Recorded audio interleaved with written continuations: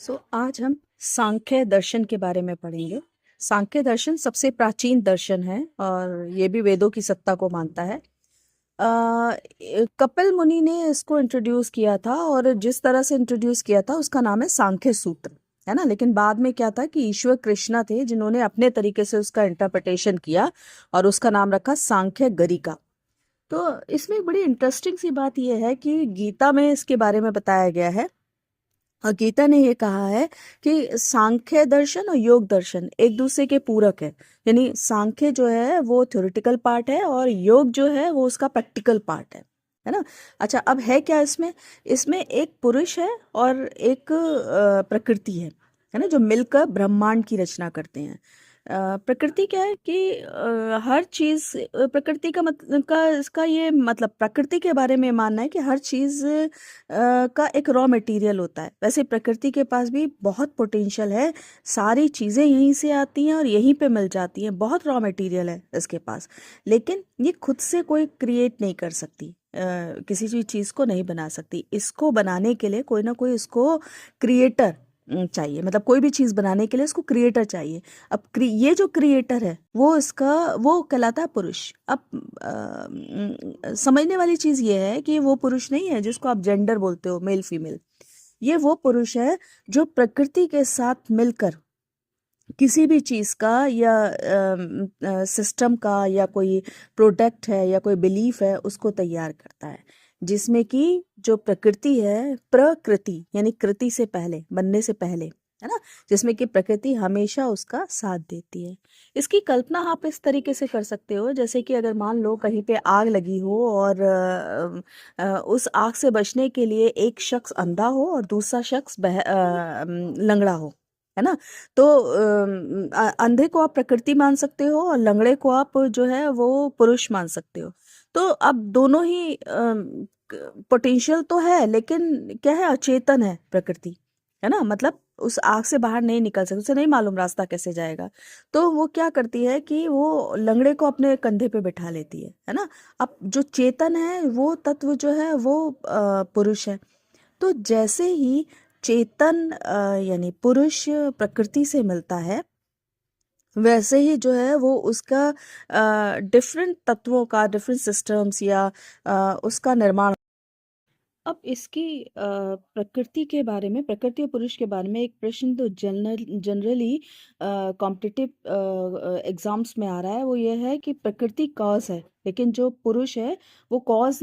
की जो प्रकृति है वो उसके अंदर यानी पहले पुरुष की बात कर लेते हैं। पुरुष जो है वो उसके अंदर सब्जेक्टिविटी है, इनएक्टिव है ना। और लेकिन उसके अंदर मतलब कॉन्शियसनेस है, प्योर कॉन्शियसनेस है, एब्सोल्यूट है, इंडिपेंडेंट है ना। बहुत सारे पुरुष हो सकते हैं ऐसा सांख्य दर्शन बोलता है, बट यही चीज जब इसका जो प्रैक्टिकल पार्ट है योग दर्शन में हम आ जाते हैं, तो योग दर्शन कहता है केवल एक ही तरीके का पुरुष है ना। और जो ये सांख्य दर्शन है वो कहता है बहुत सारे तरीके के पुरुष होते हैं। प्रकृति क्या है, जैसे मैंने पहले भी बताया, अनकॉन्शियस है, उसके इटर्नल है और उसके अंदर कॉज है। तीन गुण होते हैं, सतगुण, रजस गुण और तमस गुण, है ना, जो सारे मटेरियल में ये गुण दिखाई देते हैं। सद्गुण वाले व्यक्ति जो कि जिसमें कि जो ये गुण दिखाई देता है वो जनरली डिनोट करते हैं वाइट कलर से, और जनरली जो है वो बड़ा खुश मिजाज सा होता है और हमेशा मतलब उस पर एक अलग ही आभा दिखाई देती है। रजस जो गुण वाला होता है वो रेड कलर का होता है, एक्टिव होता है, जनरली जो है वो डोमिनेंट प्रकृति का होता है। तमस गुण वाला है वो ब्लैक कलर का होता है और जनरली उसमें लेजीनेस सी होती है, कभी आ जाता है सांख्य दर्शन के अनुसार। एक और चीज की जो सांख्य दर्शन है उसमें डुअलिस्टिक रियलिज्म है। डुअलिस्टिक रियलिज्म का मतलब ये है कि चूंकि इसमें पुरुष और प्रकृति दो हैं, इसलिए जो मिलकर सृजन से या प्रलय तक का निर्माण करते हैं, है ना। तो तभी जो है ये ईश्वर के अस्तित्व को कभी कभी नकार देते हैं, क्योंकि कहते हैं कि ना रॉ मटेरियल सब कुछ पड़ा हुआ है प्रकृति में, जिसका कि सृजन करता है पुरुष मिलकर, जो प्रकृति पुरुष के साथ मिलकर सृजन करती है। तो जब कोई चीज यहीं पे है और यहीं पे समाप्त मिल से शुरू होती है और यहीं पे मिल जाती है, तो ईश्वर का अस्तित्व कहाँ है? अब ये एक चार्ट है जिसमें कि देखो क्या है कि मैंने बहुत सारे उसमें जो देखा तो उसमें था कि सांख्य जो दर्शन है वो टोटल 24 तत्वों का निर्माण करता है, लेकिन कहीं कहीं पे लिखा हुआ है कि जो सांख्य दर्शन है वो टोटल 25 तत्वों का निर्माण करता है, क्योंकि उन्होंने पुरुष को और प्रकृति को दोनों को ही तत्वों में शामिल किया है। पहले जो था वो चूंकि पुरुष के बारे में ये बोला जा रहा था कि ना तो वो कॉज दे सकता है ना ही वो इफेक्ट उसका आ सकता है, तो उसको शायद नहीं गिनते थे, इसीलिए जो है वो 24 तत्व का बताते थे सांख्य योग में। बट अब उसको कहीं कहीं 25 है। आप लोग भी स्टडी करके देख लीजिएगा कि टोटल कितने तत्वों के निर्माण के बारे में बोला गया है। ये बहरहाल एक चार्ट है जिसमें कि है कि पुरुष और प्रकृति मिलकर जो तत्व निर्माण कर रहे हैं, तो उसमें सबसे पहले आता है महत। अब चूंकि महत जो है वो बाद में अहंकार को देता है ना। तो देखो पुरुष और प्रकृति मिलते हैं और महत का निर्माण करते हैं, तो ये तो हो गया एक इफेक्ट, कॉज एंड इफेक्ट में, है ना। लेकिन महत कारण है अहंकार का, क्योंकि महत से अहंकार उत्पन्न होता है, तो यानी महज जो है वो कारण बन गया, है ना। तो महज जो है वो कॉज और इफेक्ट दोनों है। अब अहंकार से 3 गुण हुए, रजस, सत और तमस। रजस गुण का अपना कोई कैटेगराइजेशन नहीं है, बट सत के 3 कैटेगराइजेशन है, मनस, ज्ञानेंद्रियां और कर्मेंद्रियां। ज्ञानेंद्रियां आप जानते ही हो, नो ना आँख, नाक, कान, स्किन और जीभ। और कर्मेंद्रियां हमारी मुंह, हाथ, पैर और ये ऑर्गन्स ऑफ एक्सर्शन और ऑर्गन्स ऑफ आई मीन यानी जो सेक्स वाले जो ऑर्गन्स होते हैं वो सारे इसके अंदर आएंगे। एंड देन इसके बाद हमारा तमस जो अहंकार से उत्पन्न होता है, इसके भी 2 पार्ट हैं। एक तो है आपका सब्टाइल जो कि जिसमें कि आपका साउंड आता है, टच आता है, फॉर्म आता है, रूप आता है, टेस्ट आता है और स्मेल आती है।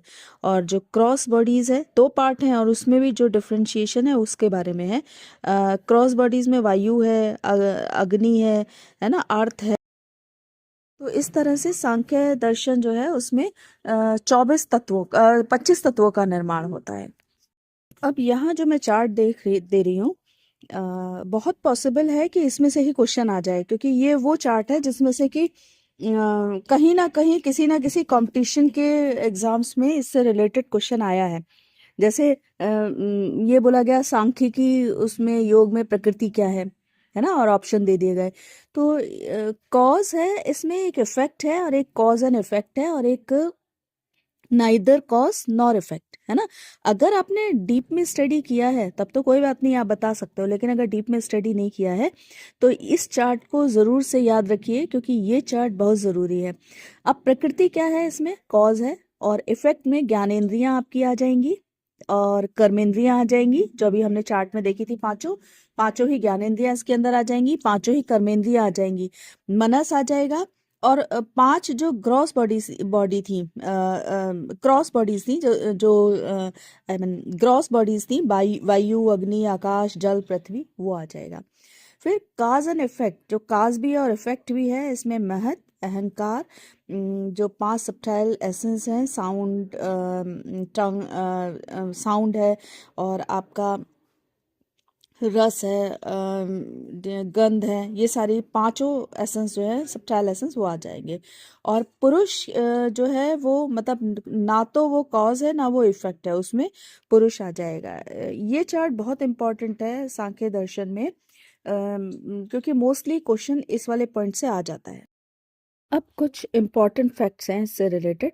एक तो ये सत्कार्यवाद और परिणामवाद को मानता है ना, क्योंकि काज एंड इफेक्ट वाला है ना। सत्कार्यवाद क्या था, यही तो था ना कि हर किसी के पीछे, अगर आपको याद हो तो जो पहली सीरीज नंबर 1 था उसमें मैंने ये बात बताई थी कि सत्कार्यवाद ऐसा एग्जाम्पल एक दिया था जिसमें ये बताया था कि सत्कार्यवाद वो होता है जैसे कि दूध से दही जमा है तो कहीं ना कहीं दही से पहले दूध रहा होगा तभी दही जमा, है ना।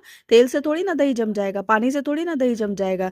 तो कोई कुछ भी अगर होता है तो उसके पीछे कोई ना कोई कारण होता है, ये इस बात को मानते हैं। परिणाम जब भी आता है तो उसके पीछे कोई ना कोई कारण होता है। तो सत्कार्यवाद और परिणामवाद को मानते हैं।